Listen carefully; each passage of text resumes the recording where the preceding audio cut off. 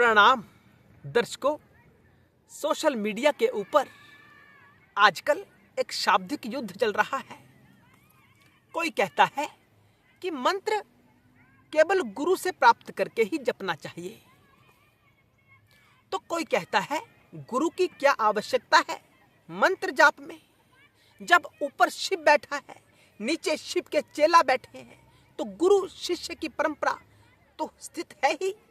क्या आवश्यकता है किसी शारीरिक गुरु की? तात्विक रहस्य क्या है वो समझाने का हम प्रयास करते हैं कि गुरु से ही मंत्र प्राप्त करना चाहिए। ये कहां तक सत्य है या कहां तक भ्रम है? गुरु के बिना भी मंत्र जाप किया जा सकता है, ये कहां तक सत्य है और कहां तक एकमात्र भ्रम है? वो रहस्य आपके सामने इस वीडियो में खोलने वाले हैं।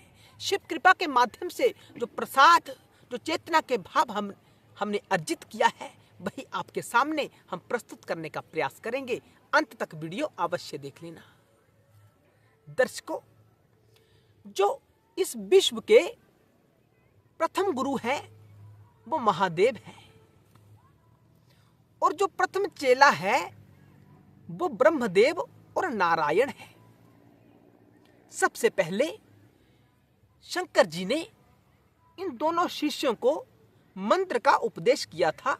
वो मंत्र क्या था? वो मंत्र एकाक्षर था, ओम था। ऐसा शिव महापुराण में वर्णन मिलता है। और दर्शन शास्त्र कहता है कि जो सब कुछ है ना इस विश्व में, वो सारा शिव का ही रूप है। ये यूं कहे कि सारा जगत शिवमय है, सारा जगत शिव है। शिव सबके भीतर है और सब शिव के भीतर है। बात सुनने वाली है, समझने वाली है, रहस्य को खोलने वाली है कि हम सब कहां बैठे हैं? शिव में बैठे हैं, और हमारे अंदर भी क्या है? शिव है। तो और पहला गुरु भी शिव है। शिव महापुराण का वाक्य शिव के मुख से निकला हुआ है।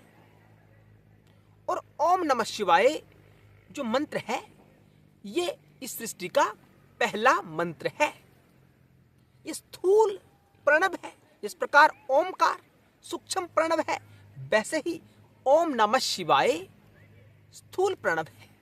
जो काम ओम करता है वही काम नमः शिवाय यानी पंचाक्षर मंत्र करता है। कोई भेद नहीं है। और इसका उपदेश सर्वप्रथम शंकर जी ने किया। शंकर जी के मुख से निकला हुआ यह मंत्र है। और हम सब क्या है? शंकर जी के चेला ही तो है। शिव महापुराण शिव का ही तो शब्दमय शरीर है। शब्द ही ब्रह्म है।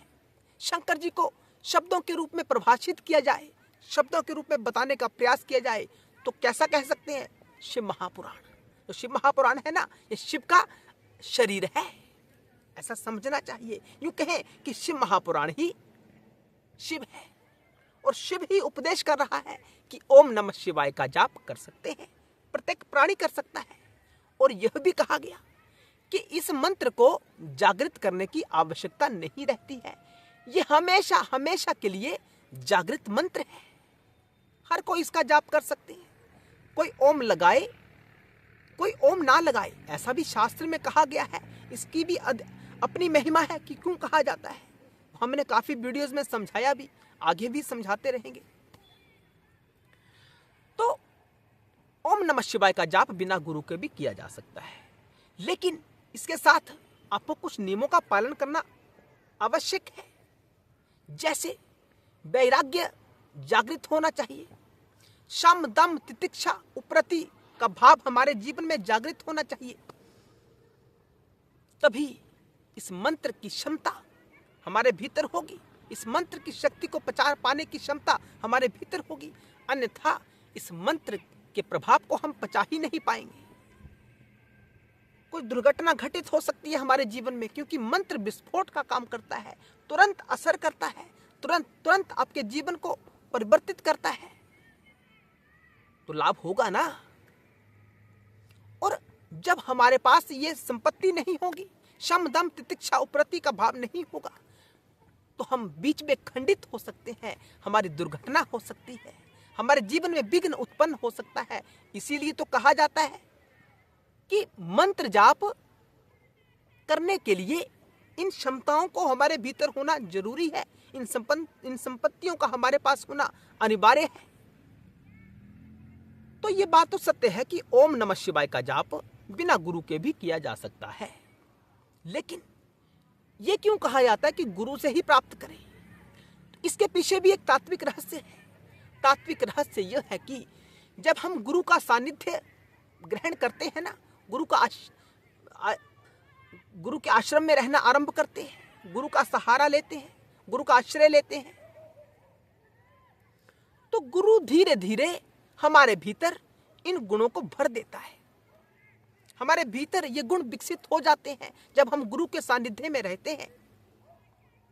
गुरु चेला के भाव के साथ एक दूसरे के साथ रहते हैं, तो गुरु हमारे भीतर इन आदतों को विकसित कर देता है, इन शक्तियों का जागरण हमारे भीतर कर देता है।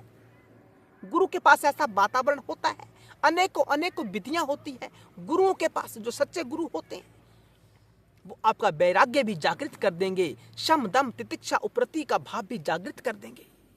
तो आपको अलग से इसके लिए कोई प्रयत्न करने की आवश्यकता नहीं होगी। जब चेला तैयार हो जाता है इन शक्तियों को अर्जित करने में, तो गुरु मंत्र का उपदेश करता है। वो मंत्र आपके जीवन में कभी विघ्न उत्पन्न नहीं करेगा। आपके शरीर में कंपन नहीं होगी, पसीना नहीं आएगा, आप अपना आपा नहीं खोओगे अगर आप गुरु से मंत्र ग्रहण करते हैं। अगर आप इसके बिना इन बातों में स्थित हो सकते हैं, आपके पूर्व जन्म के संस्कार इतने विकसित हैं, इतने प्रभावशाली हैं कि आप वैराग्य में स्थित रहते हैं, आप ब्रह्मचर्य का पालन कर सकते हैं बिना गुरु के भी, तो मंत्र जाप कर सकते हैं, खूब करें, पहले से भी ज्यादा करें। तो बात समझ में आ रही है ना कि क्यों कहा जाता है कि मंत्र गुरु से ही लेना चाहिए। दर्शकों, गुरु हमें तैयार करता है स्थितियों को सहन करने के लिए। ऐसा नहीं है कि आरंभ में ही आपके हाथ में बड़ा से बड़ा हथियार दे दिया जाए और आप उस हथियार का दुरुपयोग कर डालो, तो क्या होगा? नुकसान होगा ना। लाभ किसका हो सकता है? नहीं हो सकता है। दर्शकों, विनम्रता बड़ी अनिवार्य है। विनम्र बनिए, सत्य का भाषण करें। शिव ही सत्य है और सत्य ही शिव है। जब हम विनम्र भाव के साथ सत्य का भाषण करते हैं ना, तो शिव का भाव हमारे भीतर जागृत होता है, हमारे पास शक्ति प्राप्त होती है ताकि हम मंत्र को पचा सकते हैं। इसीलिए कहा जाता है कि गुरु का उपदेश मंत्र गुरु से प्राप्त करना चाहिए। इसीलिए कहा जाता है, यही इसका तात्विक रहस्य है। हर हर महादेव, जय शिव शंकर, जय भोलेनाथ, ओम नमः शिवाय।